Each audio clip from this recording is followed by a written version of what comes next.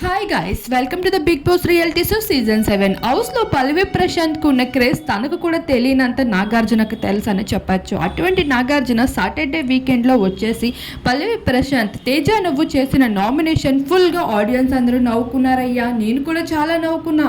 అంత నవ్వుల వర్షం గుర్పించి కన్ఫ్యూషన్ రూమ్లో అంతలా ఏడుస్తావేంటి? కంటెండర్ టాస్క్ కోసం బిగ్ బాస్ నీకు అవకాశం ఇవ్వలేదంటే నువ్వు ఒక వీక్ కంటెస్టెంట్ అనేవి కాదు కదయ్యా.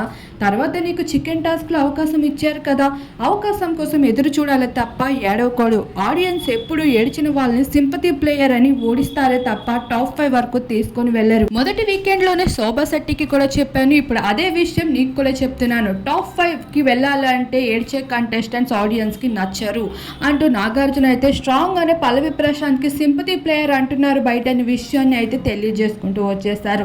మరి నాగార్జున చెప్పిన చిట్కాలని పాటిస్తూ పల్లవి ప్రశాంత్ ఆట ఎంత మెరుగుపడుతుంది అనేది చూడాల్సి ఉంది. సండే ఫండే వీకెండ్ ఎదురు చూస్తున్న రోజు అందరి కోసం వచ్చేసి